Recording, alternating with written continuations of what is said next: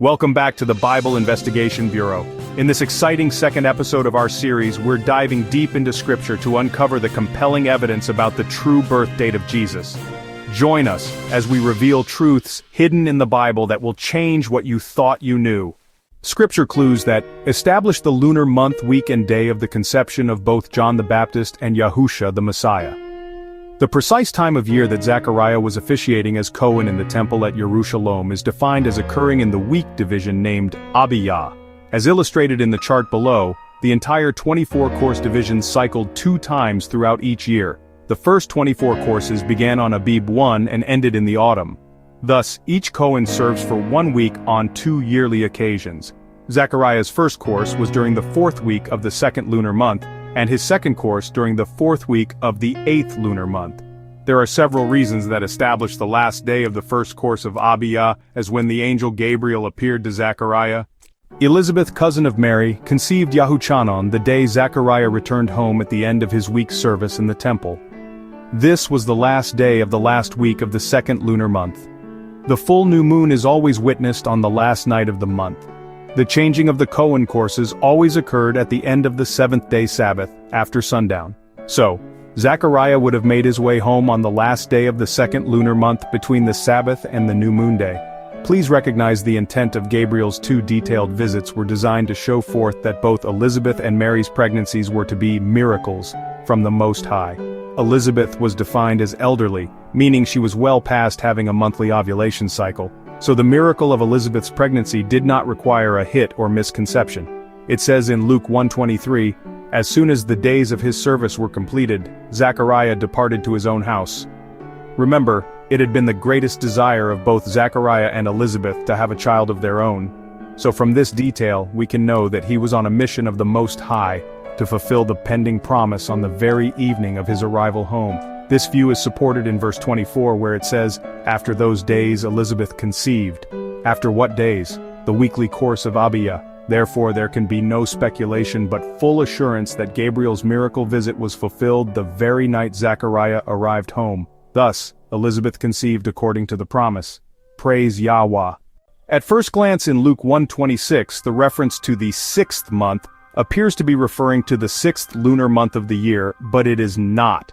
Rather, it is a time continuation describing how Elizabeth hid herself for 5 months. But when she was 6 months along, Gabriel appeared to Mary. When Elizabeth reached her 6th month, it was the day after her husband Zechariah's second course at the temple during the week of Abiyah. This was the last day of the 8th lunar month. The 6th month referred to here cannot be the 6th month of the year for the very fact Gabriel didn't appear to Zechariah until the 2nd lunar month. Elizabeth conceived on the day after his service, and so later on the 8th lunar month, she was 6 months along the very day Gabriel appeared to Mary. It was in this second course of Abiyah that the same messenger, Gabriel, visited Mary, announcing that she was to conceive at that time by the Ruach of Yahweh. Gabriel told Mary that Elizabeth, her elderly cousin, was miraculously 6 months pregnant on that very day. The very nature of the Most High Yahweh is that he does not force his will upon humankind, but instead gives us the freedom to choose. The same is true in the case of the Virgin Mary. Thus, it was necessary for Mary to covenant with the Most High with 100% agreement. The messenger Gabriel represented the covenant of Yahweh and declared that Mary had been chosen to bear the Son of the Most High, the promised Messiah. This covenant, as presented, could not be ratified without a full verbal consent of Mary. Therefore, the miracle did not occur until Mary uttered the words in Luke 1:38, "Behold the maidservant of Yahweh, let it be to me according to your word." It was only then, at that very moment she conceived, then the divine messenger departed from her. There was no other mention of another meeting when the Most High's presence came upon her. Rather, it was at the very moment that she gave full consent that she conceived by the Ruach HaKadosh, his power, presence, and provision. So it was that Mary conceived on that very same day, the last day of the 8th lunar month. This was the same day that Elizabeth was 6 months along, the day Gabriel met with Mary on the day before the new moon day of the 9th lunar month. Not a week or a month later, for Mary made haste to visit Elizabeth, a 4-5-day journey walk from Nazareth to the hill country of Judah, where she stayed for 3 months. When she arrived at her cousin's home, Elizabeth's baby kicked in her womb at the sound of Mary's voice. This event gave weighty evidence that Mary was already with child, just 5 days after Gabriel appeared to her. Apparently Mary stayed with Elizabeth through the time of John the Baptist's birth. Elizabeth gave birth to Yahuchanan, John the Baptist, a miracle baby, on the full new moon day of the 12th lunar month, approximately February-March as counted from the spring new year. 6 months later, Joseph and Mary went to Bethlehem for the census and to pay their taxes, a journey of 5 days' walk. The inn was full, so our Messiah Yahusha was born in a stable and was placed in a manger, Luke 2:7. The shepherds were watching their flocks of sheep by night, which they only did during the warmer season of the year, definitely not at end of December. According to the text itself, beginning in 1 Chronicles 24:1, King David, over 800 years previously, cast lots to set the order of the Cohen priestly divisions in the temple service. This same order was maintained throughout the generations of the Levitical Kohanim from King David's day until the time of the Messiah's birth, and even until his death and resurrection.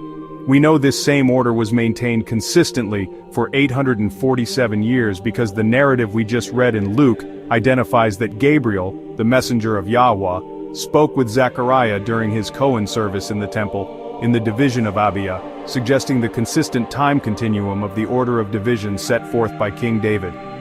As you will soon see, these 24 Cohen courses form the foundation for accurately locating our Messiah's birthday in astro-lunisolar, according to the sun, moon and stars, clarity, 1 Chronicles 24:7-18.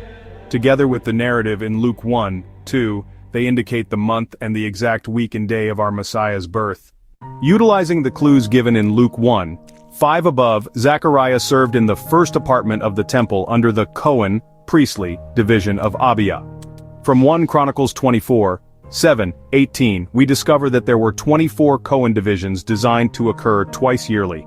This means that each division of Kohanim, priests, served in the Yerushalayim temple for 1 week from Sabbath to Sabbath, for 2 separate courses for a total of 48 weeks, conforming to the astro-lunisolar year. The ancient Hebrew astro-lunisolar year, regular years, contained precisely 48 weeks. Newsflash: the modern Roman calendar consistently has 52 weeks per year, illustrating that these two time-measuring calendar models cannot be harmonized.